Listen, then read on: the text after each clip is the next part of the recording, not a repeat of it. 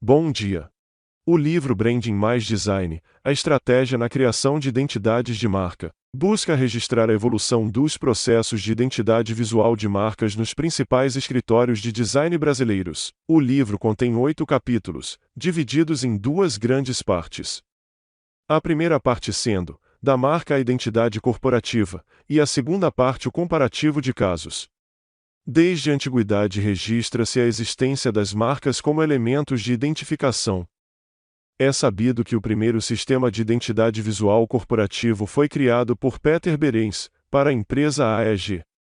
É importante registrar neste capítulo a influência da Bauhaus e da Escola de Ulm, que incubou aos seus docentes e alunos o espírito da simplificação e minimalismo, que transformou as ilustrações das velhas marcas mais abstratas, cada vez mais perto dos signos.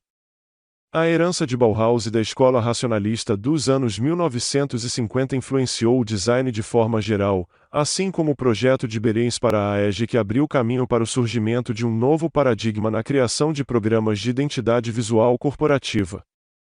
O designer norte-americano Paul Rand percebeu que, para que uma marca funcione por um longo de tempo, ela deveria ser reduzida a formas elementares que fossem universais, visualmente únicas e estilisticamente atemporais. Já no Brasil, a área do design de identidade visual começou a ganhar força no final dos anos 50 e no início da década de 60 quando intensificaram, no país, os processos de urbanização e industrialização. Nessa época o ensino de design também deu seus primeiros passos no país, quando, em 1951 foi criado o Instituto de Arte Contemporânea do Museu de Arte de São Paulo, inspirado na Bauhaus. A primeira onda de designers no Brasil foi destacados por Alexandre Volner, João Carlos, Aloísio Magalhães e Rubem Martins.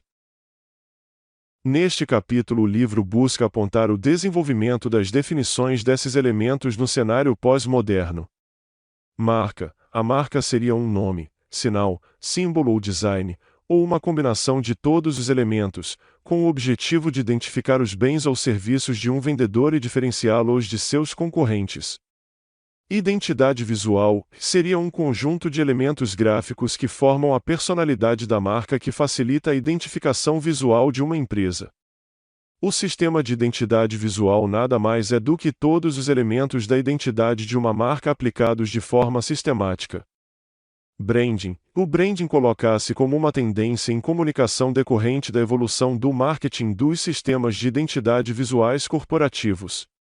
A marca passa a ser encarada como um ente vivo, que nasce, cresce, desenvolve-se e amadurece, podendo se renovar e perdurar por gerações.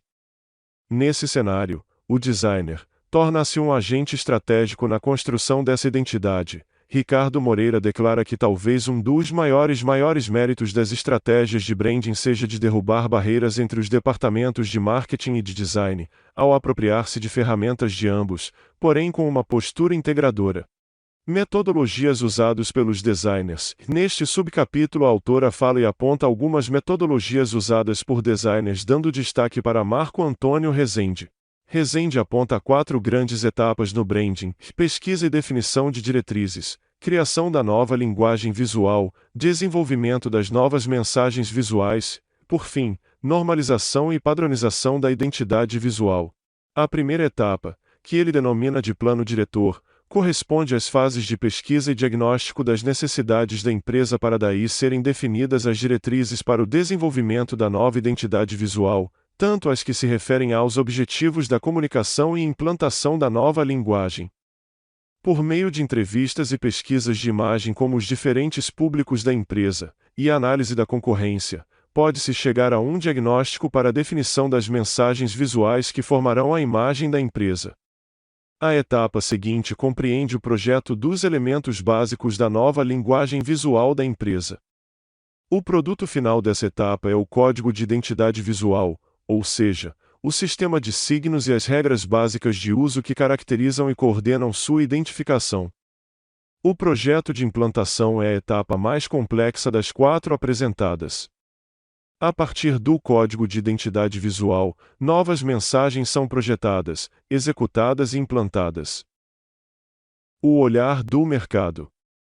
Neste capítulo, a autora investiga e entrevista os principais escritórios de design do Brasil, principalmente da região de São Paulo, procurando identificar designers de diferentes gerações. A autora buscou relatos de cada entrevistado sobre a história de sua carreira e como eles tratavam o primeiro contato com o branding, e como se capacitaram para incluir mais essa competência no portfólio para seus escritórios.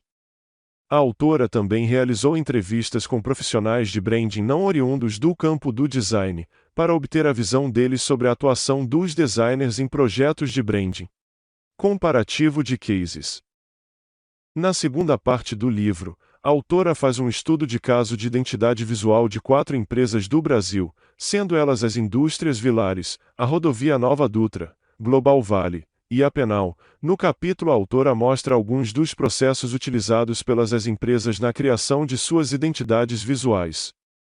Com base nos dados apurados no comparativo de cases, foi fundamentada a análise comparativa dos 4 projetos de construção de identidade visual. Foi analisado que 2 dos projetos não incluíram o trabalho de branding, que no caso foi a Vilares e a Rodovia Dutra, enquanto outros 2 já o incluíram, que são as empresas Global Vale e a Penal. Neste capítulo final, a autora faz uma análise com o objetivo de comparar os escopos, as metodologias e a atuação de cada projeto, além de examinar as diferenças entre os produtos finais entregues ao cliente.